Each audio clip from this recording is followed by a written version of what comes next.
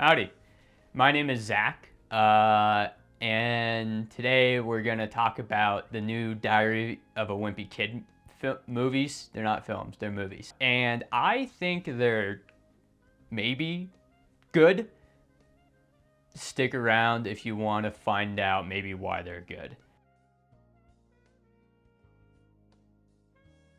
So to start this whole thing, let me explain why in God's Green Earth I even decided to watch these films. Because, let's be honest, it's Diary of a Wimpy Kid.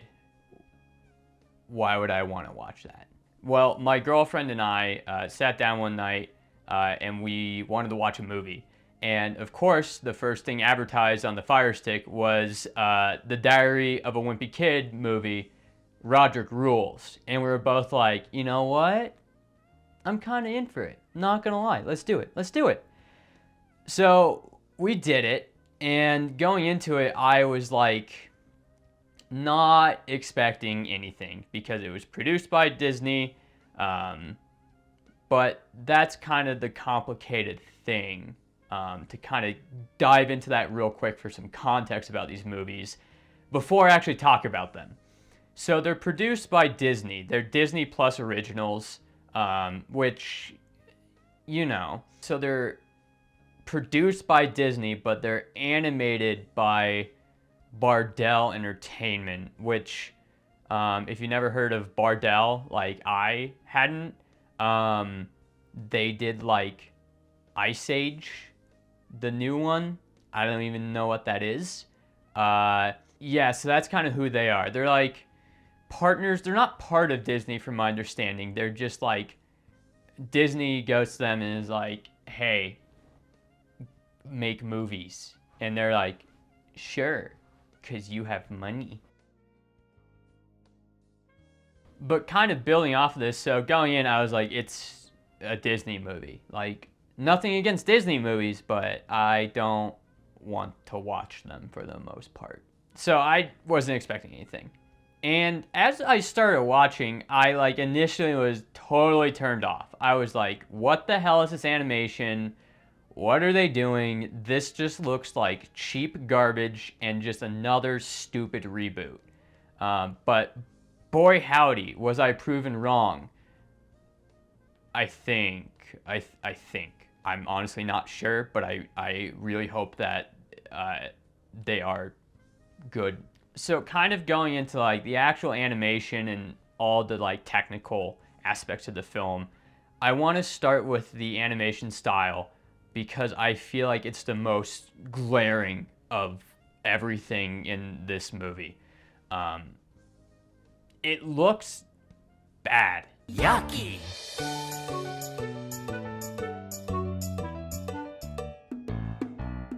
It just doesn't look good in my opinion. And then you actually stop to think about it for a second and you're like, hang on, maybe this was intentional. Which it was, because Jeff Kinney, the dude that wrote the whole book, said that he wanted the animation to feel like the books had come to life. And, I'm not going to lie. I think they succeeded in that. And I kind of like it. So kind of once you understand that, I was instantly like, all right, boom, that was intentional.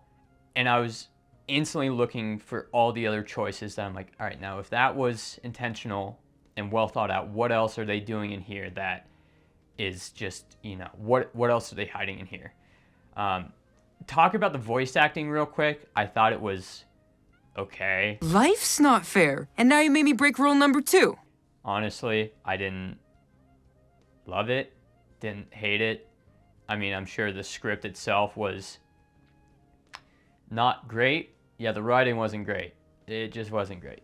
But then there's also the other aspects of the movement of these movies.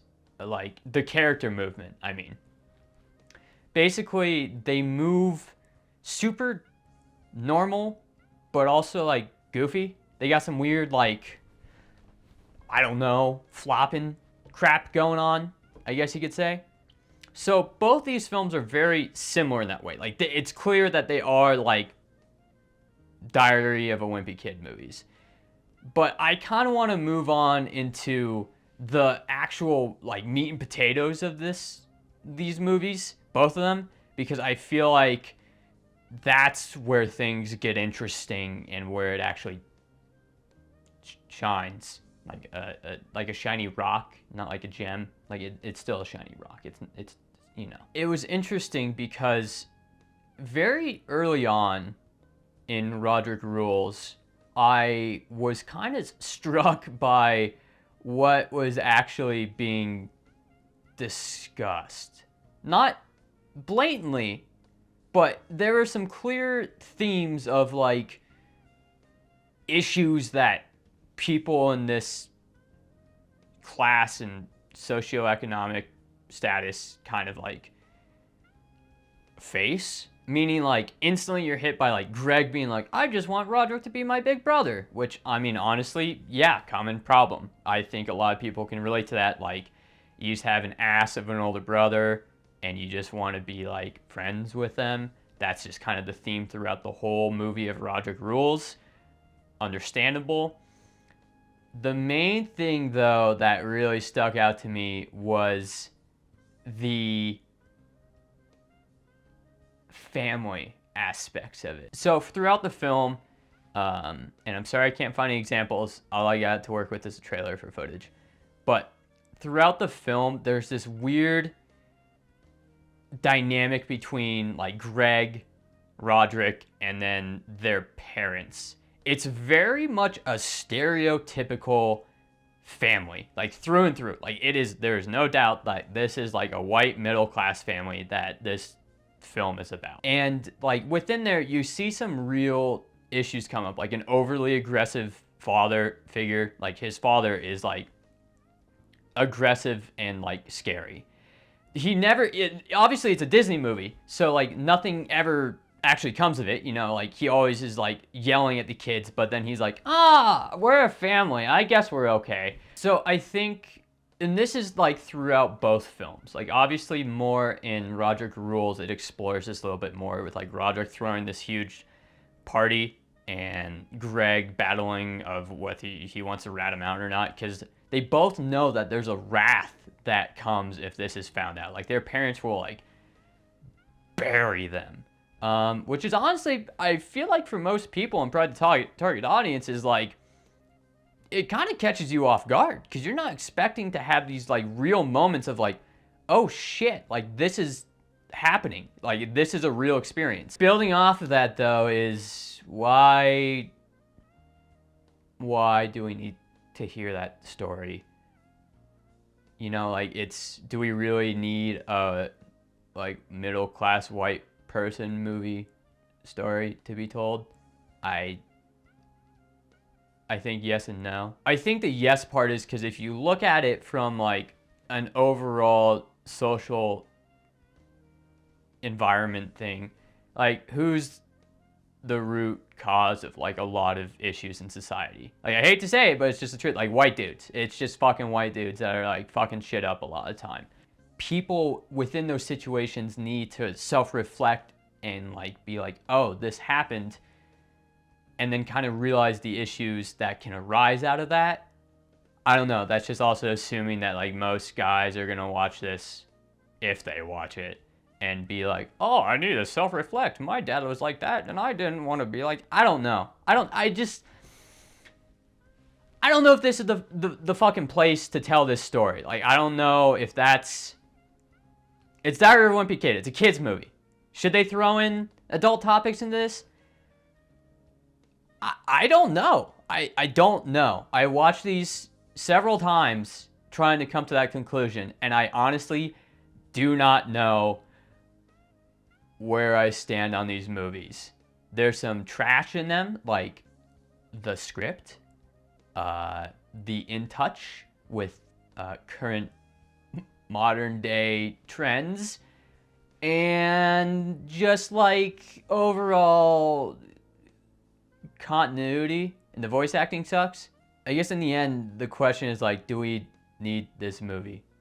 Is it just another piece of capitalistic garbage where Disney's like, let's make more money? Yeah, it totally is. But I think there were some creative people that worked on this film, and they deserve credit where credit's due. I think they snuck a lot of things in, and they really did try to make a movie that maybe had a little more depth to it. Although I don't know if that was the right call. Maybe we should just leave it as Diary of a Wimpy Kid. I wish it was like that because I have spent over a week now just thinking about these movies, and I really wish I hadn't. Thanks for watching.